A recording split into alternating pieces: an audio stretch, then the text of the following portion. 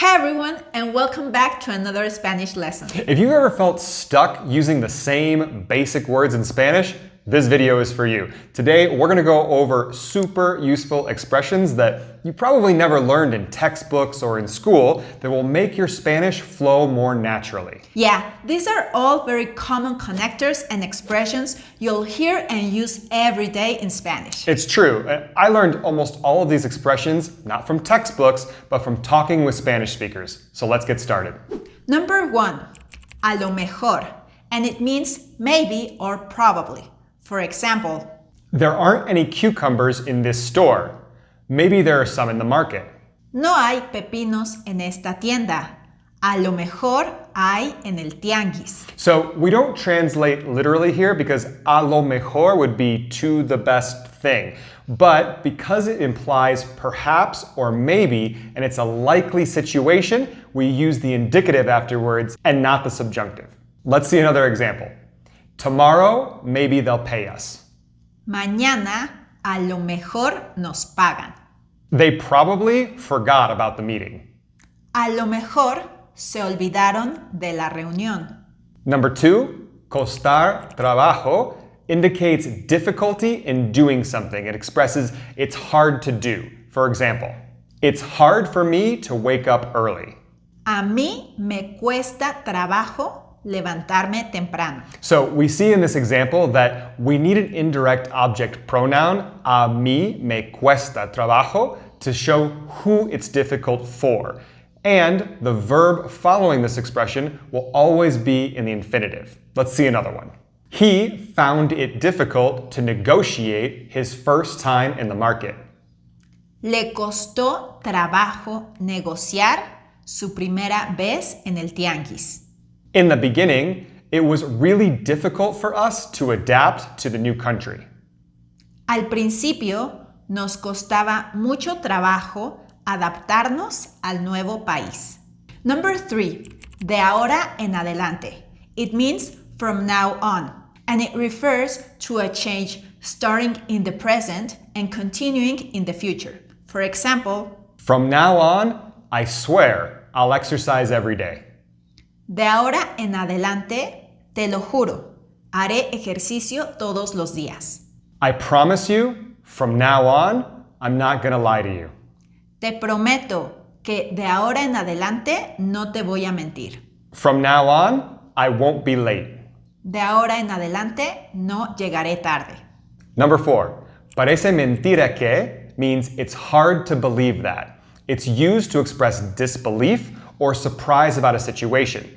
And because it expresses disbelief, it's always followed by a verb in the subjunctive, no exceptions. So for example, it's hard to believe that Amanda still doesn't know how to drive. Parece mentira que Amanda todavía no sepa manejar. It's unbelievable that our neighbors have won the lottery twice. Parece mentira que nuestros vecinos hayan ganado la lotería 2 veces. I can't believe that your brother is turning 40. Parece mentira que tu hermano esté cumpliendo 40 años. Number 5, cuanto antes, and it means as soon as possible.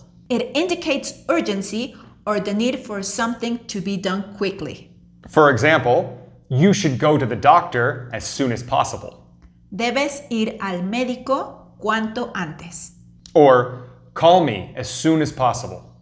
Llámame cuanto antes. We need to reach an agreement as soon as possible. Cuanto antes debemos llegar a un acuerdo.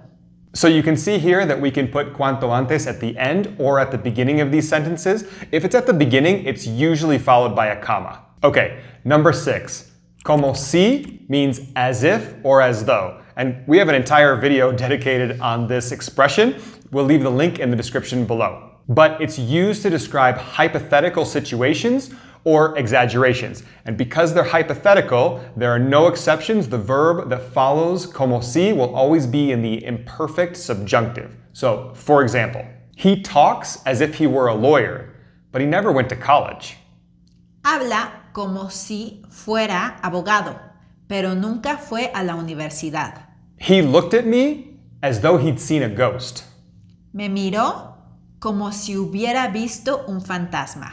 They arrived at the top of the mountain as if it were nothing. Llegaron a la cima de la montaña como si fuera nada.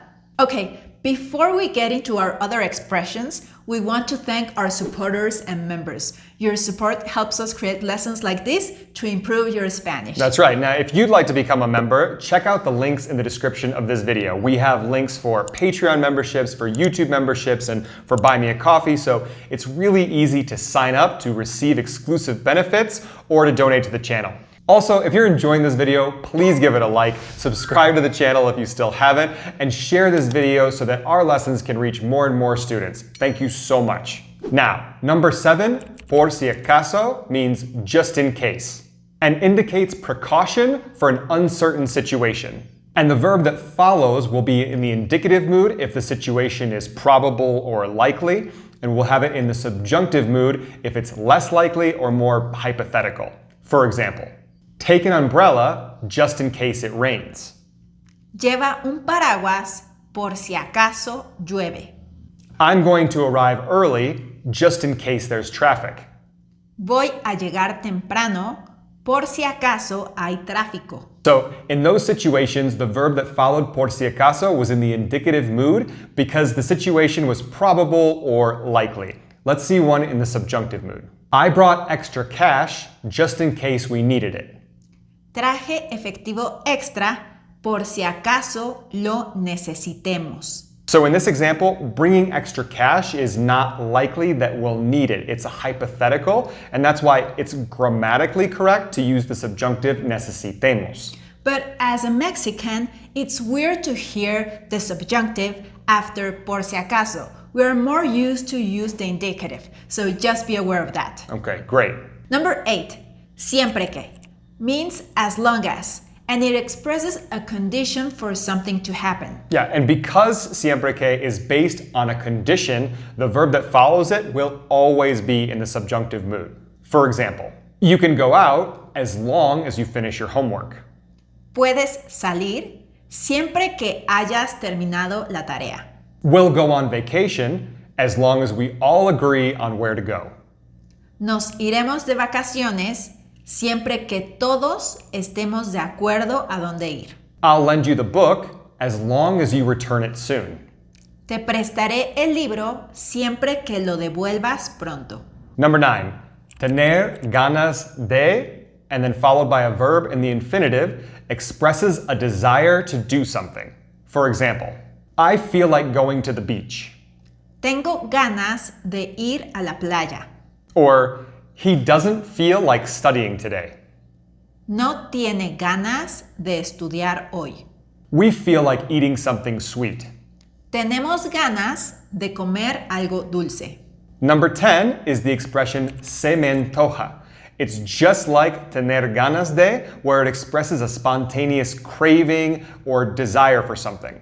And it can be used from anything from food to a new pair of shoes to an action. The difficult thing about this expression is it's a backwards verb like gustar. So the structure will always be se, and then the indirect object pronoun, and then antojar will be conjugated based on the subject. So it's a little tricky. Let's see an example. My grandson feels like eating vanilla ice cream. A mi nieto se le antoja un helado de vainilla. So here we can see the structure. We always have se, and then we have le in this case because it's a mi nieto, and then antoja is conjugated based on the subject, which is helado de vainilla. So it's third person singular, antoja. Bit tricky. Let's see another one.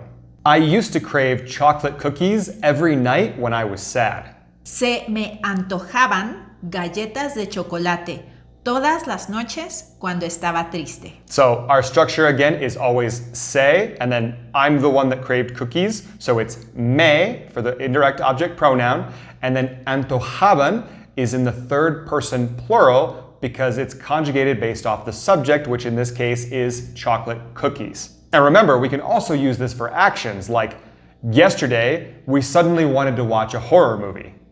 Ayer se nos antojó ver una película de terror. So this expression is extremely common. Whenever you want to ask somebody what they feel like eating or drinking or doing, you can just ask them, what do you feel like eating? ¿Qué se te antoja comer? What do you feel like doing? ¿Qué se te antoja hacer? Number 11. Darle vueltas a algo. And it means to overthink or to dwell on something. Like when you repeatedly think about a problem or a situation. Yeah, and the lay part of darle is the thing that we're dwelling on or overthinking. So for example, stop overthinking it and make a decision. No le des más vueltas y toma una decisión. I've been dwelling on this for days and don't know if I should invest in her company. Llevo días dándole vueltas a esto y no sé si debería invertir en su compañía. He's dwelling on what he should have said. Está dándole vueltas a lo que debió haber dicho. Number 12. Tener en cuenta que means to take into account or to keep in mind that, and is used to remind someone of an important detail. For example, they took into account that the weather in the mountains changes rapidly. Tuvieron en cuenta que el clima en las montañas cambia rápidamente. When designing the project, take into account that resources might be limited. Al diseñar el proyecto, ten en cuenta que los recursos pueden ser limitados. One must keep in mind that not all traditions are the same. Hay que tener en cuenta que no todas las tradiciones son iguales. Number 13. Estar por, followed by the infinitive, means to be about to, and it indicates that something is on the verge of happening. For example, Sorry, I can't help you move. I'm about to leave. perdón, no puedo ayudarte con la mudanza. Estoy por salir. Hurry up. The show is about to start. Apúrate, la función está por empezar. The secretary was about to quit when they promoted her. La secretaria estaba por renunciar cuando la ascendieron. Number 14. No estar para, followed by a noun or a verb in the infinitive, means to not be in the mood for, expressing a lack of patience or desire for something. For example, concentrate. I'm not in the mood for jokes. Concéntrate. No estoy para bromas. Since she broke up with Louis, he's not in the mood to go out. Desde que ella cortó con Luis, él no está para salir.